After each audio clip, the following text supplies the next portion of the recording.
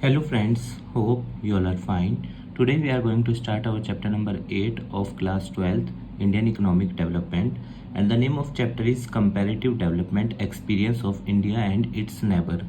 Basically इस chapter के अंदर हम कवर करेंगे इंडिया, चाइना और पाकिस्तान के ग्रोथ रेट्स या और जो डेवलपमेंट इंडिकेटर्स होते हैं उन सबको, और जो वेरियस पॉलिसीज इन देशों ने चलाई है अपने डेवलपमेंट के लिए उसको हम इस चैप्टर के अंदर कवर करेंगे. So let us start. Introduction. In this chapter we will compare the trends in various economic मतलब आर्थिक, तीनों देशों ने कैसे अपना आर्थिक विकास किया. हालांकि पाकिस्तान को तो नहीं हुआ, पर चाइना और इंडिया ने कैसे किया. ह्यूमन डेवलपमेंट इंडिकेटर्स पढ़ेंगे, किस किस बेस पे जो किस देश में सैनिटाइजेशन अच्छा है या एजुकेशन अच्छा है या फिर हेल्थ फैसिलिटीज़ अच्छी है, वो सब देखेंगे. तीनों देशों का, इंडिया, चाइना एंड पाकिस्तान का. IPC भी ऐप याद रख सकते हैं, India, Pakistan, China. Development path of India, Pakistan, China. ये देखते हैं कैसे शुरुआत की इन तीनों ने. India, Pakistan and China have many similarities in their development strategy. लगभग हम तीनों देशों ने जो पॉलिसीज चलाई हैं, चाहे ग्रीन रेवोल्यूशन हो, इकोनॉमिक रिफॉर्म्स हो, एग्रीकल्चर रिफॉर्म्स हो, वो लगभग हम तीनों के यहाँ सेम ही थे. All the three nations started their development path at the same time and in similar ways. और हम तीनों देशों ने अपना विकास भी लगभग एक ही वक्त पे शुरू किया. जैसे हमने और पाकिस्तान ने तो 1947 में, चाइना आज़ाद हुआ 1949 में. अब देखिए जैसे 5 ईयर प्लान्स. इंडिया, अब ये ईयर याद रखिएगा आप. इंडिया ने अपना फर्स्ट 5 ईयर प्लान कब लॉन्च किया, स्टार्ट किया 1951 में. पाकिस्तान ने 1956 और चाइना ने 1953. आप इसको ऐसे भी याद रख सकते हैं, 51 में हम, फिर 2 साल बाद छोड़ के चाइना यानी 53, फिर 3 साल छोड़ के पाकिस्तान 56. ठीक है. टिल 1980s और 1980 तक हम तीनों देशों का पर कैपिटा इनकम इक्वल ही चल रहा था लगभग. पर आज देखो चाइना का कितना ज़्यादा है, फिर हमारा है और फिर पाकिस्तान का है सबसे नीचे. तो आइए अब चाइना के बारे में पढ़ते हैं. चाइना का पूरा नाम आप ध्यान रखिएगा, PRC, People's Republic of China, commonly known as China, was established in 1949 में बना. और फाउंडर कौन थे, माओ ज़ेडोंग. ठीक है ना, ये मतलब वहाँ के कह सकते हो आप, इन्होंने बहुत रोल प्ले किया उसको आज़ाद कराने में. China is situated in eastern Asia, Asia continent में है और ईस्ट वाली साइड में है. Bounded by the Pacific in east, और इसके ईस्ट में क्या है चाइना के, Pacific ocean. It is the third largest country in to the world, और तीसरा बड़ा देश है दुनिया में कनाडा और रशिया के बाद. रशिया का 176 लाख किलोमीटर एरिया है, चाइना का 9.6 मिलियन स्क्वायर किलोमीटर एरिया है. ठीक है, तो मतलब 96 lakh square kilometre. China is the most populous country in the world with 1,371 million people. अब तो इंडिया है लगभग, पर ये था 2015 के हिसाब से 137 करोड़ थी इनकी जनसंख्या, मतलब दोनों आसपास ही हैं. ठीक है. अब ये वेरी इंपॉर्टेंट है डाटा कि चाइना की पॉपुलेशन हर साल कितने परसेंट से बढ़ रही है, 0.5. ठीक है. अब जो संदीप गर्ग की पुरानी बुक है उसमें तो जैसे पाकिस्तान का है 2.1%, हमारा है 1.2 और चाइना का है 0.5. नया, अगर आपके पास नई बुक है तो वेरिएशन होगा डाटा में, एक बार आप देख लेना. ग्रोथ रेट का डाटा ज़रूर ध्यान रखना, वो आपको आपके आंसर लिखने में जब डाटा वाला क्वेश्चन आता है उसमें बहुत फ़ायदा देगा. इकोनॉमी ऑफ चाइना, चाइना की इकोनॉमी कैसी है, सोशलिज्म है, मतलब सब कुछ सरकार के कंट्रोल में और सरकारी संसाधनों का यूज़ करती है समाज के डेवलपमेंट के लिए. और वन पार्टी डोमिनेंस है, कम्युनिस्ट पार्टी ऑफ चाइना की वहाँ पे सरकार चलती है. अब वेरी इंपॉर्टेंट जो पहला क्वेश्चन बनने के चांस हैं, ग्रेट लीप फॉरवर्ड, बहुत इंपॉर्टेंट है. इस बार इसका ईयर पूछ रखा था, ध्यान से इसका ध्यान रखना. तो ग्रेट लीप फॉरवर्ड 1958, और चाइना में 5 ईयर प्लान 1953. ठीक है. 53 के बाद दूसरी पॉलिसी आपको कौन सी याद रखनी है, 1958 की great leap forward. In 1958 GLF campaign was initiated by, Mao ने शुरू करी थी, माओ ज़ेडोंग ने, टू मॉडर्नाइज चाइना इकोनॉमी, ताकि चाइना की जो अर्थव्यवस्था है उसको मॉडर्नाइज किया जा सके। The aim of this campaign was to transform agrarian economy को किस में कन्वर्ट करना था, मॉडर्न इकोनॉमी में। इंडस्ट्रियलाइजेशन के जरिए वो अपनी जो खेती पे निर्भर पूरा देश था उसको अब रैपिड इंडस्ट्रियलाइजेशन करना चाहते थे, मॉडर्न इकोनॉमी बनाना चाहते थे। अच्छा, इसी पॉलिसी के चलते फिर वो घर के जो बैकयार्ड में ज़मीन बची हुई थी, मतलब खाली पड़ी रहती थी लोगों के, तो उसमें लोगों ने क्या किया, आयरन फर्नेस लगाया, जिसमें क्या होता है लोहे को पिघलाया जाता है, या उस तरह की मतलब छोटी मोटी फैक्ट्रीज लगाई। ठीक है, ये भी ध्यान रखना। Under this program people were encouraged to set up industries in their backyard. घर के पीछे मतलब इंडस्ट्री लगाने को मोटिवेशन इसमें दिया गया, प्रावधान दिया गया। In rural areas commune system क्या होता है, वेरी इंपॉर्टेंट। अब कम्यून का मतलब क्या होता है, जैसे मान लो 50 गांव हैं चाइना में, फॉर एग्जांपल 50 गांव को मिलके एक कम्यून बना दिया। ठीक है, ताकि मतलब क्यों बनाया जाता है, ताकि कलेक्टिव फार्मिंग प्रमोट की जा सके, ठीक है ना, और फसलों के रेट अच्छे दिए जा सके, उस तरह से मेनली कलेक्टिव फार्मिंग के लिए। जैसे पूरे चाइना को इन्होंने 26,000 कम्यून्स में बांटा। कम्यून्स को इंडिया के संदर्भ में समझोगे तालुका कह लो, एक तालुका में इतने गांव हैं, वहाँ पे ये समझ लो आप कम्यून चाइना के कंसेप्ट में। In rural areas commune were started, तो कम्यून सिस्टम शुरू हुआ। Commune is a system of, किस चीज़ का सिस्टम है, कलेक्टिव फार्मिंग का, जिसमें लोग जो हैं वो एक ही फसल को बोते हैं बहुत बड़े ज़मीन के एरिया पे। इन 1958 देयर वर 26,000 कम्यून। तो 1958 में चाइना में कितने कम्यून थे, 26,000। ठीक है, जो सारी पॉपुलेशन को कवर करते थे, मतलब 26,000 तालुका मान लो। अब जो दूसरी इंपॉर्टेंट पॉलिसी चाइना की है, ग्रेट प्रोलेटेरियन कल्चरल रिवॉल्यूशन।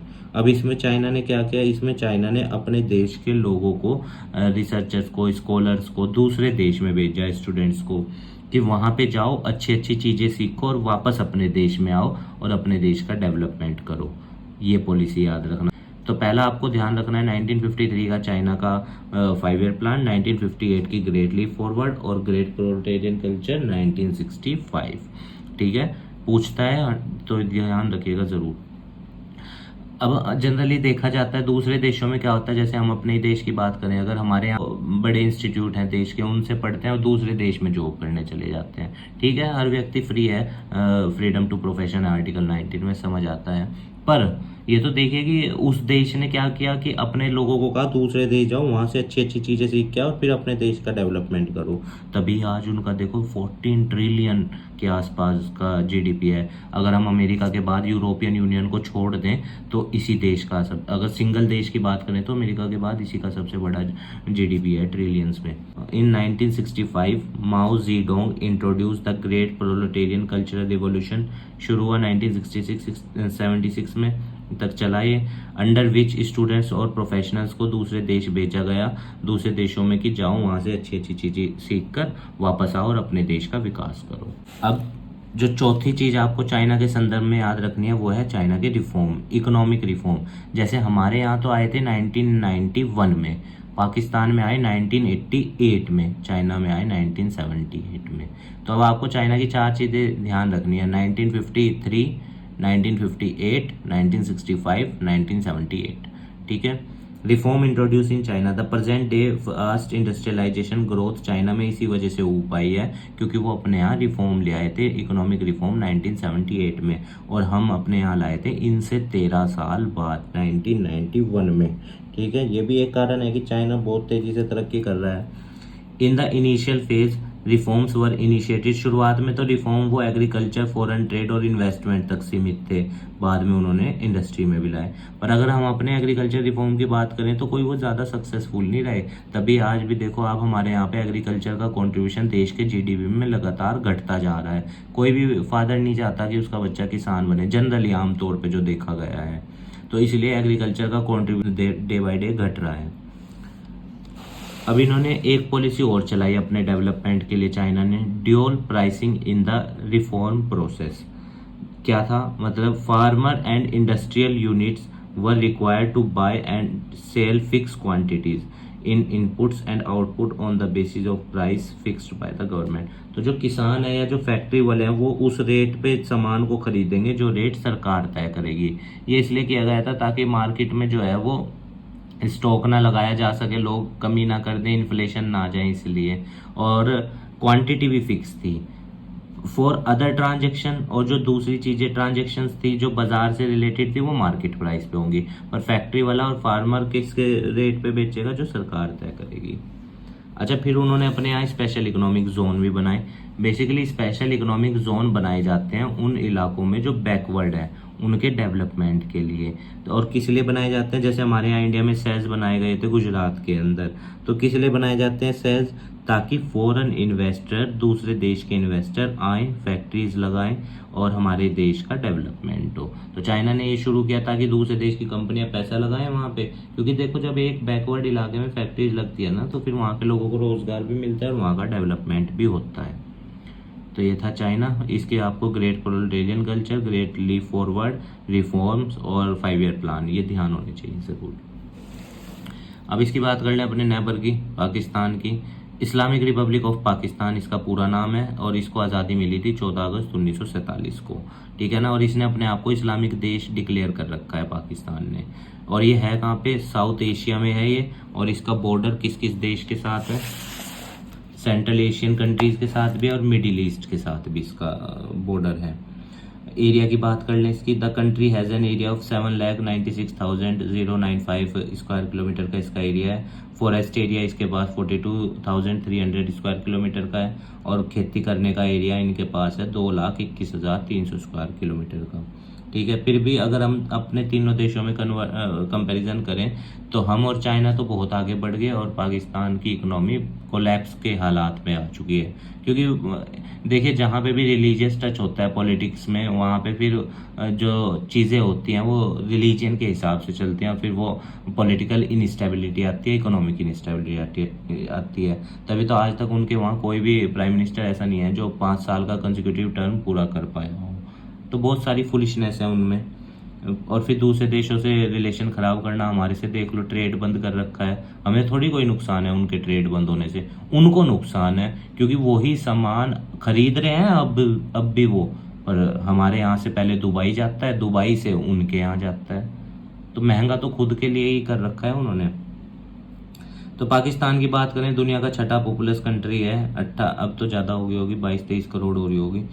और ग्रोथ रेट याद रखना 2.1। मैंने अभी आपको बताया पाकिस्तान का 2.1, इंडिया का 1.2 और चाइना का 0.5% है। अगर नई बुक है तो अपडेटेड डाटा देख लेना एक बार।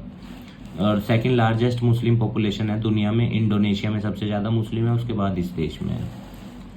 पाकिस्तान की अर्थव्यवस्था की बात कर लें, वो तो बेकार ही है पर फिर भी कर लेते हैं। मिक्स्ड इकोनॉमिक सिस्टम, वहाँ पे पब्लिक और प्राइवेट सेक्टर दोनों को एग्जिस्ट करते हैं। हमारे यहाँ पे भी यही है, पब्लिक और private sector.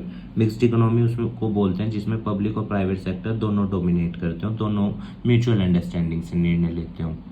First 5 year plan Pakistan ने शुरू किया 1956, हमारा 51, चाइना 53 और पाकिस्तान 56। तो also introduce import substitution policy भी इन्होंने शुरू करी ताकि ये अपने डोमेस्टिक इंडस्ट्रीज को प्रोटेक्ट कर सके फॉरेन कंपटीशन से। इंपोर्ट सब्सटीट्यूशन क्या होता है, देखो इसके अंदर ना देश की सरकार ये कोशिश करती है कि हम बाहर से माल ना खरीद के उसे अपने ही देश में बनाए। अब इंपोर्ट सब्सटीट्यूशन 2 तरीकों से होता है, या तो टैरिफ बैरियर अपनाए, जैसे कि टैक्स लगाते हैं, इंपोर्ट ड्यूटी, कस्टम ड्यूटी वो सब, या फिर नॉन टैरिफ बैरियर अपनाया जाता है, कोटा फिक्स कर दिया जाता है कि इतनी लिमिट में ही इंपोर्ट किया जाएगा। तो इंपोर्ट सब्सटीट्यूशन हमने भी किया था, ये भी करते हैं। इंपोर्ट सब्सटीट्यूशन हर देश ही करता है क्योंकि देखो इंपोर्ट सब्सटीट्यूशन करेंगे तो देश का फॉरेन रिजर्व देश में ही रहेगा और देश की डिपेंडेंसी दूसरे देशों से कम होगी। इन केस ऑफ एग्रीकल्चर की अगर हम बात करें, the introduction of green revolution इन्होंने शुरू किया, हमने भी किया था, ध्यान रखना। एंड इन पब्लिक इन्वेस्टमेंट इन्होंने इंफ्रास्ट्रक्चर में बढ़ाई, बहुत पुअर है अब भी। प्रोडक्शन ऑफ फूड ग्रेन्स इन्होंने अपने यहाँ बढ़ाया, ठीक है। 1970s में इन्होंने नेशनलाइजेशन किया कैपिटल गुड्स का, जो मतलब बड़ी फैक्ट्रीज हैं वो किसके कंट्रोल में रहेंगी, सरकार के कंट्रोल में रहेंगी। हमारे यहाँ भी 1990 तक आप कह सकते हो महारत्न, नवरत्न और मिनी रत्न वाला कंसेप्ट था। Importance of to role of private sector, और 1970 के बाद यहाँ पे प्राइवेट सेक्टर का रोल बढ़ा। जैसे मैंने अभी आपको बताया था ना, 78 में चाइना अपने यहाँ रिफॉर्म लाया और 88 में ये लाए थे पाकिस्तान। ठीक है, रिफॉर्म्स 88 में आया। अगर कंपैरिजन किया जाए इंडिया, चाइना, पाकिस्तान को, तो हम चाइना अच्छा ग्रोथ किया, हम हैं उसके बाद, और फिर ये हमारे बाद है। Let us now make a comparative study of 3 countries in the term of population growth और sectoral development and other development indicator पे आओ इन तीनों देशों को कंपैरिजन करते हैं। अब जो आपका क्वेश्चन बोर्ड में आता है वो इस तरह से आता है डाटा। ठीक है, डाटा देता है जनरली, इस साल भी था, तो आपको कंपैरिजन करना होता है। तो देखो, जब आप आंसर लिखते हो ना, तो कोशिश ये करो कि ठीक है आप डाटा तो डालोगे ही आंसर में, पर खाली डाटा को ना डाला करो, साथ में अपना एनालिसिस भी डाला करो कि ऐसा हुआ क्यों ये देश इतना ज़्यादा या वो देश उतना कम, वो रीज़न भी लिखा करो। फिर आपका आंसर बहुत अच्छा बनेगा, बहुत ज़्यादा अच्छा बनेगा। तो ज़रूर कोशिश, बच्चे क्या करते हैं खाली कि इंडिया की पॉपुलेशन इतनी, उसका रेट इतना, उसका ये, अरे वो तो पेपर बनाने वाले को भी दिख रहा है डाटा, फिर एनालिसिस आपने क्या किया? तो आप डाटा यूज़ करेंगे अपने आंसर में, पर साथ में एनालिसिस, मतलब कि ऐसा है क्यों, वो ज़रूर बताइएगा, फिर आपका आंसर बहुत अच्छा माना जाएगा। डेमोग्राफिक इंडिकेटर क्या होते हैं? ये जो पॉपुलेशन की स्टडी करते हैं, ठीक है ना, जिस पॉपुलेशन से जुड़े हुए वो होते हैं, उनको बोलते हैं डेमोग्राफिक इंडिकेटर। तो कंट्री की बात करें, इंडिया, चाइना, पाकिस्तान, तीनों की पॉपुलेशन आप जानते हो, चाइना 139.3 करोड़ थी 2017-18 के हिसाब से। अब हमारी और इसके आसपास ही है, लगभग सेम सी समझ लो आप। पाकिस्तान की 21.2 करोड़ है। अब कारण बताना क्यों ऐसा है, ठीक है ना, ये चीज़। एनुअल ग्रोथ रेट हर साल अर्लियर 0.5 था, अब जो है हमारा, पहले 1.2 बताया मैंने आपको, अब 1.03 है। चाइना, पाकिस्तान का 2.1 है, अब 2.05 है। अब आप इसमें एनालिसिस में बता सकते हो कि चाइना का क्यों कम है, क्योंकि वहाँ पे पहले सिंगल चाइल्ड पॉलिसी थी, अब 2 चाइल्ड पॉलिसी है, या और कोई कारण लिख सकते हो कि लोग अब एजुकेटेड हो रहे हैं। इस तरह से आंसर ज़रूर लिखना। डेंसिटी पर स्क्वायर किलोमीटर हमारी सबसे ज़्यादा है, 455 एक स्क्वायर किलोमीटर में। चाइना में सबसे कम है, पाकिस्तान में 275 है। अब इसमें कैसे बताओगे? कह देना कि भाई पाकिस्तान, उसका चाइना का एरिया बहुत ज़्यादा है, इसलिए उनकी डेंसिटी पर स्क्वायर किलोमीटर कम है इंडिया के कंपैरिजन में। हमारा 32 लाख है, उनका 96 लाख है, 3 गुना है ना, तो उस हिसाब से। सेक्स रेशो की बात करें, हमारा 924 है, चाइना का 949 है, पाकिस्तान का 943 है। यहाँ ये दोनों हमसे बेहतर हैं, तो बता देना कारण कि वहाँ पे गर्ल चाइल्ड को भी प्रेफर किया जाता है, और इस तरह से पॉइंट लिख देना। फर्टिलिटी रेट होता है कि मतलब जो फीमेल है वो अपनी एक मिनिमम एज कितनी होती है, जनरली ये एज 15 से 45 साल के बीच में कितने बच्चों को ऑन एन एवरेज जन्म देगी।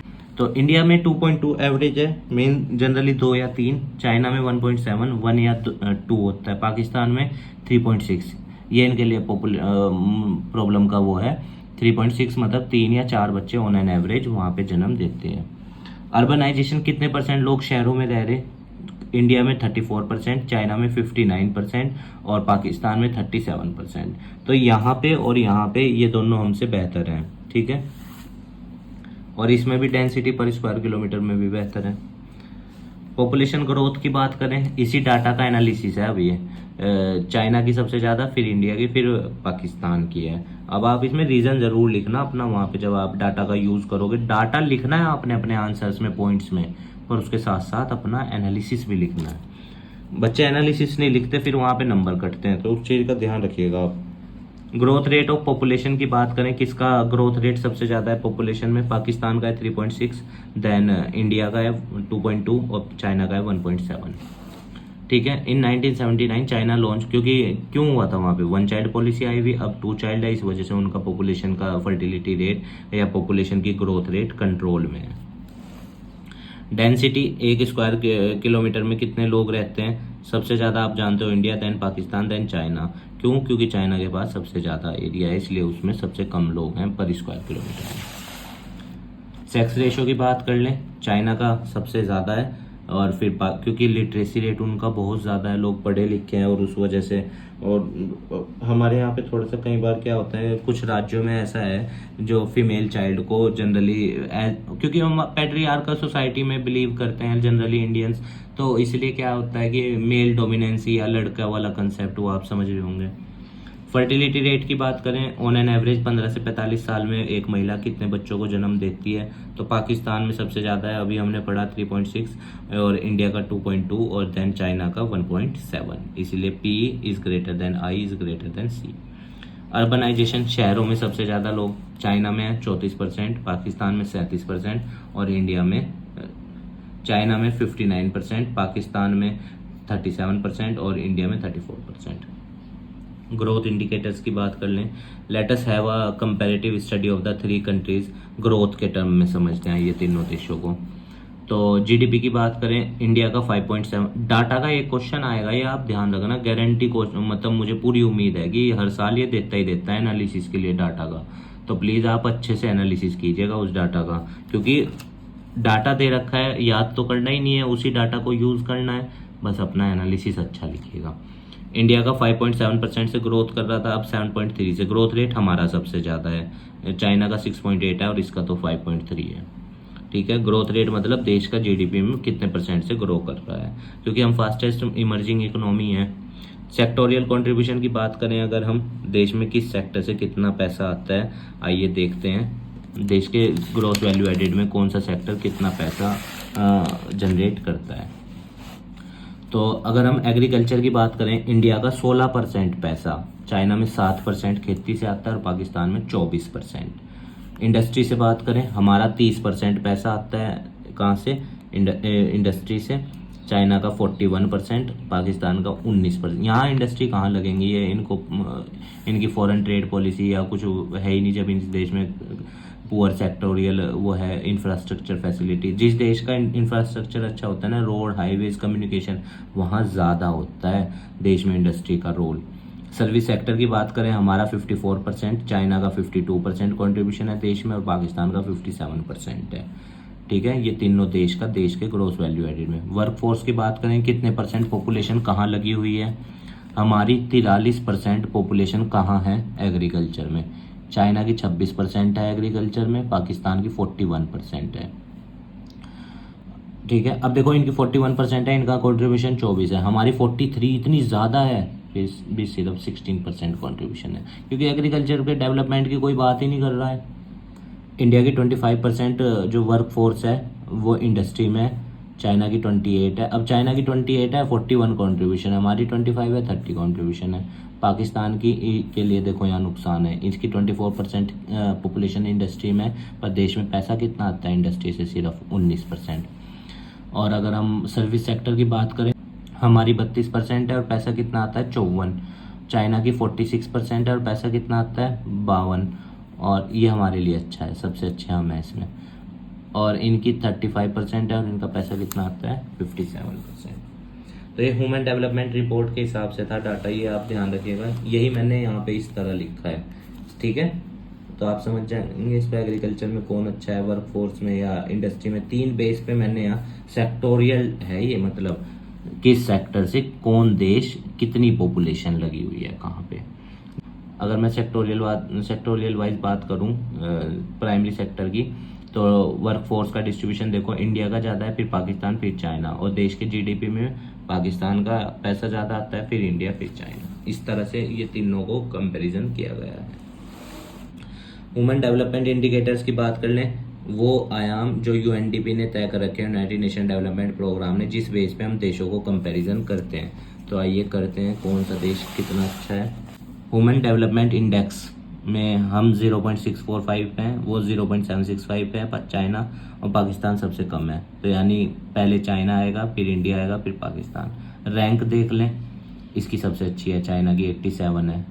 ठीक है, इसकी 130 है 2000, और इस बार 132 है हमारी, और पाकिस्तान की 154 है। तो ये यहाँ सबसे बेकार है। लाइफ एक्सपेक्टेंसी, एक व्यक्ति पैदा हुआ है वो ऑन एन एवरेज कितने साल जिएगा।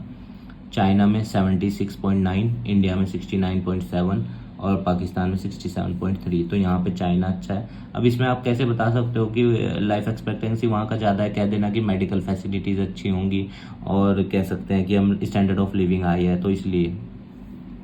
स्कूल 15 साल से ऊपर के कितने परसेंट बच्चे स्कूल अटेंड करते हैं? 8.1% वहाँ, 6.5 हम इंडिया में, और पाकिस्तान में 5.2। इनका एजुकेशन सिस्टम सबसे पुअर है। जो किताबें 1980 में 90 में चली थी वही चलती आ रही हैं इवन आज भी। Gross national per capita income देख लें, डॉलर्स में है ये। चाइना की $16,000 है ऑन एन एवरेज, हमारी 6,681, पाकिस्तान की 5,005। अभी ये वो डाउन गया होगा इनका, क्योंकि 2023-22 के बाद तो वहाँ बहुत ज़्यादा मतलब वो इन्फ्लेशन बढ़ गया है ना, करेंसी की वैल्यू 3 गुना घट गई है। बीपीएल कार्ड की बात करें, बिलो पॉवर्टी लाइन कितने परसेंट लोग रहते हैं? चाइना में सिर्फ 1.7% लोग बिलो पॉवर्टी लाइन है, देखो कितना कम है। तो ये इसके लिए अच्छा है। हमारे यहाँ 21.9 है, पाकिस्तान में 24.3 है। इन्फेंट मोर्टिलिटी रेट होता है कि 1,000 बच्चों में से कितने बच्चों की मृत्यु हो जाएगी 1 साल का होने से पहले, इसको बोलते हैं इन्फेंट मोर्टिलिटी रेट। तो चाइना में 7.4 बच्चों की, मतलब ऑन एन एवरेज 8 बच्चे, और हमारे यहाँ 29.9 2017-19 के हिसाब से है, और पाकिस्तान में 57 बच्चे। इसका मतलब इस देश का हेल्थ इंफ्रास्ट्रक्चर सबसे पुअर है, इसका सबसे अच्छा है देन हमारा। मैटरनल मोर्टिलिटी रेट क्या होता है? 1 लाख में से कितनी माँओं की मृत्यु हो जाती है जन्म देते वक्त? तो चाइना में 29 है, पाकिस्तान में 140 है, और हमारे यहाँ 133 है। पॉपुलेशन, जिसे बेसिक सैनिटाइजेशन, तो साफ पानी ये सब तो मिल ही रहा है। चाइना में 75% पॉपुलेशन बेसिक सैनिटाइजेशन तो है। इंडिया में 60% है, पाकिस्तान में भी 60 है। मतलब हमारे यहाँ 40% लोगों को बेसिक सैनिटाइजेशन भी नहीं मिल पा रहा है। ड्रिंकिंग वाटर, साफ पानी पीने का 96% को मिलता है चाइना में, 93। अब आप कहोगे तो 93 बहुत है, पर ये 7% 140 करोड़ का निकालना, 12 करोड़ लोगों को हमारे यहाँ साफ पानी नहीं मिल पा रहा है पीने का, 12 करोड़, और यहाँ 91% है। अंडर न्यूरिश्ड बच्चे कितने हैं जिनको पर्याप्त भोजन नहीं मिल पा रहा है? चाइना में 8% है बस, हमारे यहाँ 38% ऑन है। अगर हम इसे राउंड फिगर करें, 38% बच्चे हमारे यहाँ अंडर न्यूरिश्ड हैं। पाकिस्तान हमारे से इस मामले में ठीक है, 37.6 है, हमारा 37.9 है। वहाँ पे अंडर न्यूरिश्ड बच्चे कम है, अब शायद ज़्यादा हो जाएं। लिटरेसी रेट, कितने परसेंट पॉपुलेशन पढ़ी लिखी है? 99.83% पॉपुलेशन चाइना की पढ़ी लिखी है, हमारी 77.70 और इसकी 58। इसकी तो सबसे कम होनी है, क्योंकि poor literacy, poor education facilities हैं। तो कुल मिला के हमने कंपैरिजन किया, ये इसी बेस पे मैंने कम ज़्यादा लिख रखे हैं, ठीक है, कौन सा किस से आगे है। तो ये कंपैरिजन्स करके हमें ये पता चलता है कि चाइना दुनिया में बहुत अच्छी तरक्की कर रहा है देन इंडिया। अगर हम इन तीनों देश में कंपैरिजन करें देन पाकिस्तान। देखिए, अगर हमारा नेबर कुछ अच्छा कर रहा है तो बजाय इसके उससे जलने के या ईर्ष्या के, हमें उससे सीखना चाहिए ताकि हम भी तरक्की कर सकें, ठीक है ना। जैसे फॉर एग्जांपल, अगर मान लो चाइना कोई नई पॉलिसी ला रहा है जिससे उसके लोगों का भला हो रहा है, तो वो पॉलिसी हमें भी लानी चाहिए, क्योंकि नेबर्स अगर अच्छी चीज़ कर रहे हैं और वो तरक्की पा रहे हैं तो हमें भी वो चीज़ करनी चाहिए। जैसे हमने देखा 5 ईयर प्लान हमने शुरू किया, इन्होंने किया, ग्रीन रेवोल्यूशन हमने शुरू किया, इन्होंने किया, इकोनॉमिक रिफॉर्म इनके यहाँ पहले आए, हम भी लाए। तो अगर पड़ोसी कुछ अच्छा कर रहा है तो बजाय उसको क्रिटिसाइज करने के उसको फॉलो करना चाहिए, उसकी अप्रिसिएशन करना चाहिए, ठीक है। उम्मीद है गाइस आपको चैप्टर समझ में आया होगा। हमारे काम को सपोर्ट करने के लिए वीडियो को लाइक कीजिएगा, अपने दोस्तों के साथ शेयर कीजिएगा और हमारे चैनल को भी सब्सक्राइब कर दीजिएगा। और देखिए, अगर किसी पॉइंट से आपकी कोई भावना हर्ट हुई है तो मैं आपसे उसके लिए क्षमा मांगता हूँ, क्योंकि मेरी कोई इंटेंशन नहीं आपकी किसी भावना को हर्ट करने की। चीज़ें लिखी हुई हैं, being a student of economics and a teacher of economics, my main priority is to give you best analysis of the following data. और देखिए, ये डाटा आए, एक क्वेश्चन तो मुझे पूरी उम्मीद है कि ये आएगा ही आएगा बोर्ड में डाटा का। तो जब आप अपना एनालिसिस करें तो प्लीज़ डाटा के साथ पॉइंट्स को ज़रूर मेंशन करना। बच्चे हर बार वही गलती करते हैं कि सिर्फ डाटा लाइन में लिखाते हैं। अरे डाटा तो उस क्वेश्चन बनाने वाले को भी पता है कि ये इतना है, ये इतना है, आपने क्या नया लिखा, फिर उसमें आपका क्या एनालिसिस रहा। तो अपना एनालिसिस मैं डाटा भी मैटर करता है लिखना, पर साथ में पॉइंट्स जो आप एनालिसिस करके लिखोगे उनके मेन नंबर होते हैं। ठीक है, आप स्वस्थ रहिए, खूब लाइफ में आगे बढ़िए, यही हमारी मनोकामना है। और ये जो नोट्स हैं संदीप गर्ग की बुक के चैप्टर के हैं, बहुत अच्छी किताब है, मैं पर्सनली वही प्रिफेयर करता हूँ हर बच्चे को, क्योंकि ब्रॉड साइंस में उसमें चीज़ें कवर की जाती हैं। तो अगर आप उसके क्वेश्चंस करेंगे और कमेंट बॉक्स में बता देना अगर किसी क्वेश्चन में आपको कोई डाउट है। ठीक है, स्वस्थ रहिए, खूब लाइफ में आगे बढ़िए, यही हमारी मनोकामना है। धन्यवाद स्टूडेंट्स।